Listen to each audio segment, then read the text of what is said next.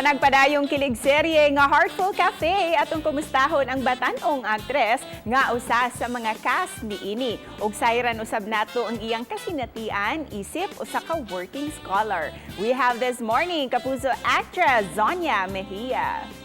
Mayong buntag, Zonia! We're so happy to have you ulit dito sa programa. Maayong buntag po naku. Maraming salamat po. Nandito ulit ako. Hello, hello! How are you, Zonia? What keeps you busy these days? Nako, eto, nandito lang po ako sa bahay. Siyempre, iingat din po kasi may COVID pa din po tayong iniiwasan. And ayun po, nagpo-promote po palagi ng Heartful Cafe, of course. The last time na nakausap ka namin last year, napag-usapan natin yung mga magiging future projects and yung mga roles na gusto mong subukan, di ba? At ngayon, may Heartful Cafe ka na. How happy were you nung nalaman mo na magiging bahagi ka ng Heartful Cafe?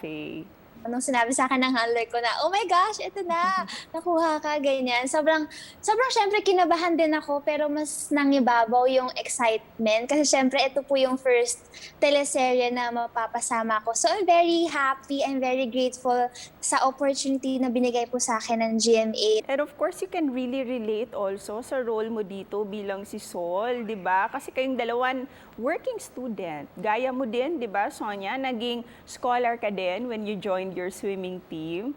Ano yung mga naging struggles ba dati habang sinasabay mo yung trabaho at yung pag-aaral mo?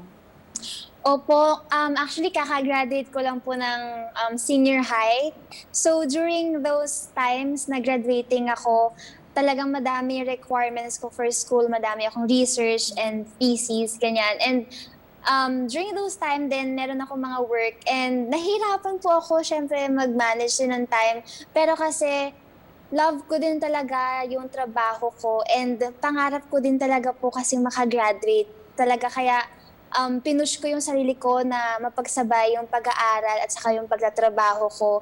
And you're doing a great job, Zonia, dahil maraming kinikilig at natutuwa sa iyo at sa love team mo with Jamir Zabarte bilang si Buddy. Ano ba yung mga aabangan namin kina Buddy and Sol? Talagang away sila talaga lagi, ganyan.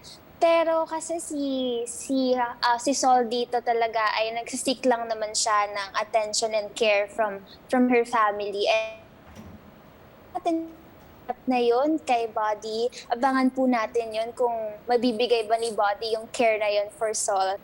At syempre, Zonia, aside sa kilig at good vibes, bakit kailangan namin manood ng Heartful Cafe gabi-gabi? Ano yung mga matututunan ng mga viewers dito? Madami kayong aabangan sa Heartful Cafe na mga kakikiligan, katutuwaan nyo. And itong Heartful Cafe ay talagang rom-com siya. So magiging happy tayong lahat. Tatawa tayo ng tatawa sa bawat eksena. Kaya naman, congratulations once again, Zonia, sa project na ito. At imbitahan mo na ang mga kapuso natin to watch Heartful Cafe and of course, your social media accounts. Maraming salamat po. Heartful Cafe po, tuwing gabi po yan. After First Yaya, 8:50 p.m. And syempre, follow nyo din po ako sa mga social media accounts ko. Sa IG po ay @itzzonia. Twitter is Zonia Mejia. Facebook is Zonia Mejia. And Laika, Zonia Mejia. Ayun po.